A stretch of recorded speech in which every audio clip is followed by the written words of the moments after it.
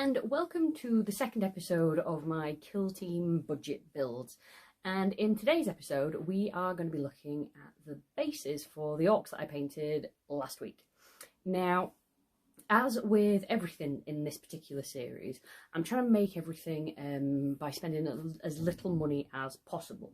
So these bases are the bases that came with the models, and everything I'm using to design and create them is stuff that bits of rubbish that you would normally throw in the recycling or in the bin. The paints I'm going to be using are really cheap acrylic paints that you can buy from the Works or just from eBay and things like that. And the reason I've gone for these cheap acrylics is because I want the colours to be able to match between the bases, the terrain and the board. Now obviously if you're painting a big board, you don't want to be using little pots of Citadel paint because it will just be too expensive and time consuming. It will just use far too much paint. So I've just bought a bumper pack of acrylic paints from the Works for £4, and it's got all the basic colours and shades that you'd need. And then for anything else, you can just mix them together.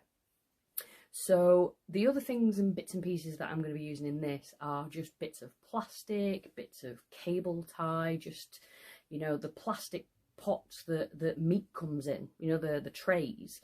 I've just sterilised them and washed them thoroughly, and then I've been cutting those up to make the bases, and I'm going to be using those on the board and terrain as well. So let's head to the table and I will see you in a bit. So to begin with, I'm just going to show you some of the things I'm going to be using. So this is my mosquito screen that I got from eBay, a massive sheet for about £1.50. And I've got some just normal sewing pins. And some offcuts of cable ties that I've used on the 3D printer or behind the TV. This is part of the kind of insert from a box of Jacob's crackers. And I've got some offcuts of PLA from the 3D printer, but you could use hobby wire or anything you find lying around. And then I've got a blister pack from, I think it's a Marvel Champions booster pack. So to begin with, I'm just going to start on this little one, and this one's just going to be pretty plain. And it's just going to have the mosquito screen on it because it gives that effect of like a metallic grate, if you like. So I'm just going to cover this in my gel super glue and then just press it onto the mosquito screen. And then once I've given that just a minute or two to dry, I'm just going to cut round and neaten up the edges so that we've got a nice kind of top on the base. So now I've just got all these bits prepared and ready, so I'll go through them one at a time. So for this one, I took the cracker insert and just found the bit with the nice little number written on it. And I chose that just because it looks like it could be like an industrial metal floor. So again, I'm just getting my super glue and I'm just going to press this onto the base. And don't worry about being too neat with the edges because we're going to tidy them all up in a bit. This one's going to be just another plain one with the mosquito screen. So again, I'm just covering this in super glue and I'm just going to press that on there. Trying not to stick my fingers to it. So for this one, I'm just going to add a tiny piece of cable tie to one edge of the base. Just sticking that down as close to the edge as I can get it. Not that close, but... And then this little bit here I've cut out of the plastic tray that a whole chicken came in. And again, like I said at the beginning, these have been thoroughly washed and sterilised, so there's no risk there. So I'm just going to pop that on there. And again, it's just got that strange kind of texture that could look like a metal floor.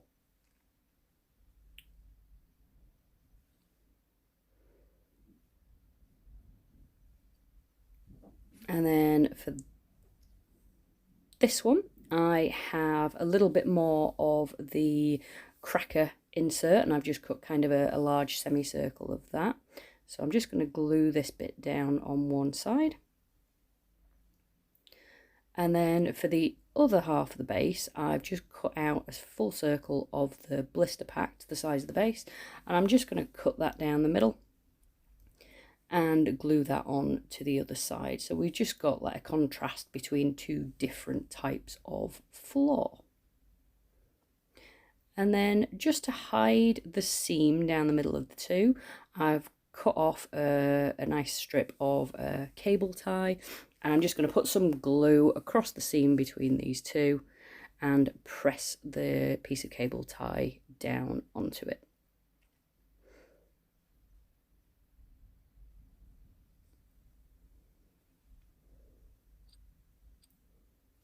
Now for this one, I have mosquito screen again, and I'm just going to cut that in half into a semicircle. And then for the other half, I've got some of the blister pack again. So I'm just going to glue these two down. And again, just giving it something to look a bit interesting, you know, a bit of a difference between the two types of flooring. And then again, to cover up that seam, I'm just going to be using a piece of cable tie and just gluing this on in the same way as the last one. But I want to add a couple more details to this one. So I want to add some wires kind of along the floor. So I'm going to take one of my PLA offcuts, and I'm just going to cut a couple of small pieces. I'm going to have one slightly longer than the other, and I'm going to line them up with the edge of the base and just glue those in place with a little bit of super glue.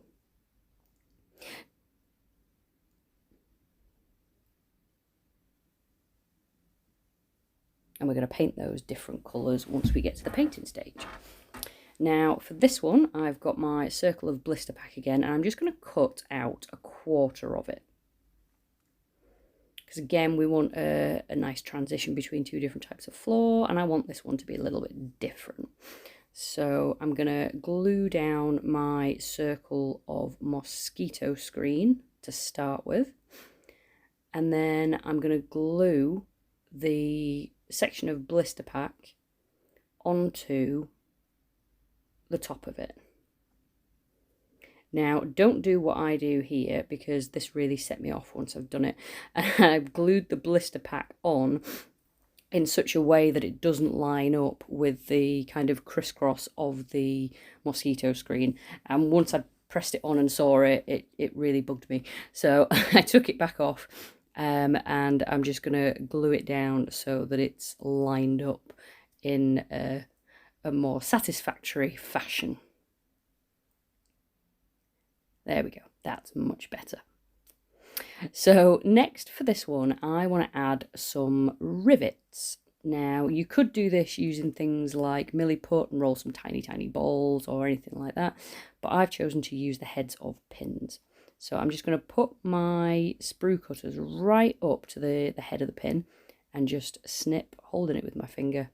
And then we're going to get these tiny little metal blobs that we can use for rivets. Now, I'm not going to lie, this is a little bit faffy. So I'm just going to put a strip of glue along the edge, and then using my tweezers, I'm just going to pop these rivets on. And it does get quite annoying because you try and put them down and they flip over and they don't go where you want them to do, as you can see there. So you've just got to be quite delicate and patient with this and just kind of maneuver them round into the position you want them, if you can actually pick them up at all with the tweezers. And I'm going to put 4 along each edge, just so it looks like they've, I don't know, done a repair and added something else to the floor. Now, once all of your bases are made, what I've done here is I have trimmed them down and I've primed them in black. And I'm going to be using some cheap silver acrylic paint for this. Now, This paint is very cheap. It was like £2 off eBay. So it's not as good as something like Lead Belcher, which is what I'd normally use.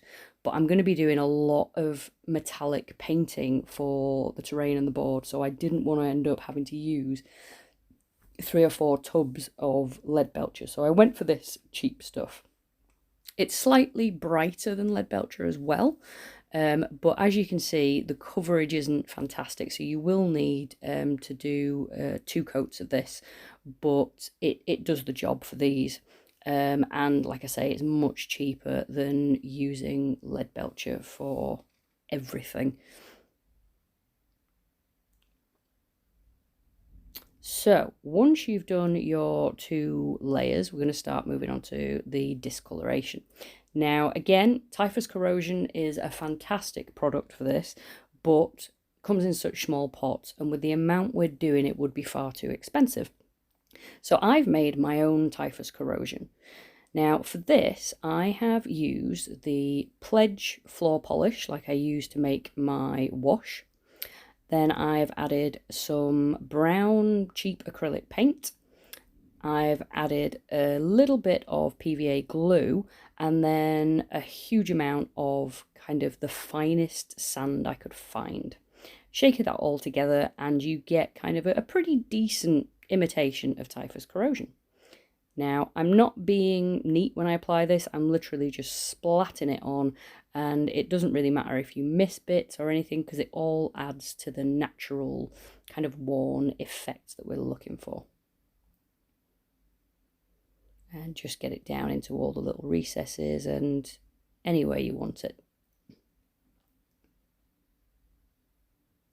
Now, once that's dry, we're going to go on to dry brushing. Now, normally I would use Riser Rust for this, but again, it's a small pot and it's expensive.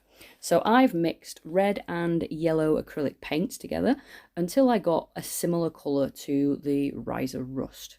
And I'm just using a large dry brush, and I'm going to attack every single base with quite a heavy dry brush of this kind of homemade Riser Rust.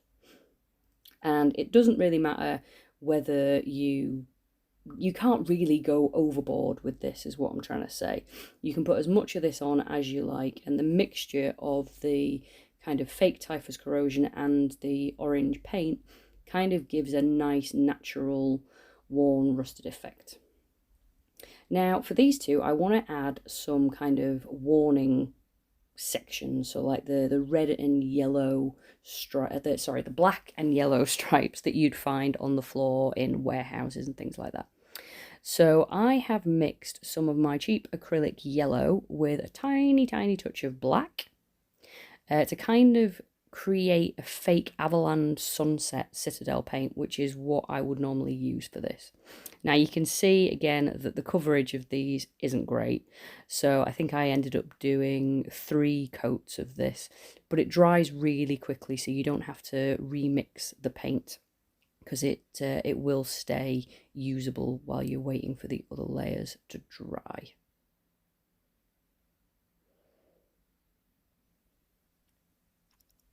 And then for this one with the wires, I'm going to be using red for one of them, and again it's just that cheap acrylic paint. So I'm just going to put a nice layer of this, and then I'll probably go back and do at least another 1 layer just to make that colour kind of pop and stand out from the rest of the base.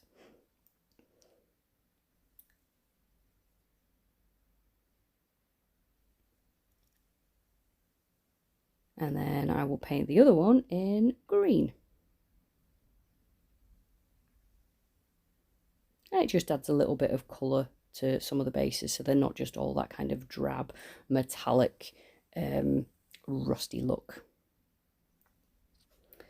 So, as you can see, I've painted the black lines on those ones. I didn't do that on camera because there was just no way I could do it neat enough. So all I've done is use some black acrylic paint and freehand painted some black stripes. Now I'm back to using my homemade wash, which is the Pledge floor polish and brown ink. And I am being incredibly liberal with this. I'm literally slapping it on and letting it sink and flow all over the base. So it will take a little while longer than normal for these to dry. But you can see by adding this, it kind of makes the rust effect pop as I put it on. And it just covers up any of the little bits of metal that I've missed and just gives a nice varied look. And that's it. All that's to do then is to paint the rims. Again, if you wanted, you could do this by painting them with the silver and then going over with the same effect to make the rust effect carry on down the edges. But just for ease, I prefer to do the edges of these in black. And this is just, again, the normal black acrylic paint that I bought from the Works.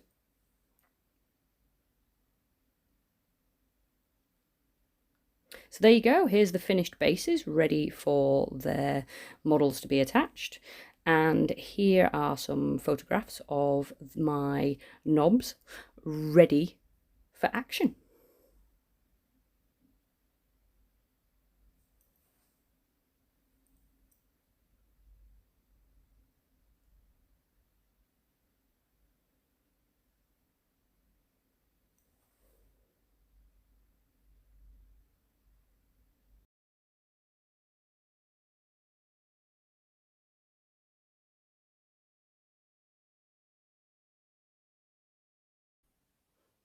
So there you go. My orcs are now based and ready for the table.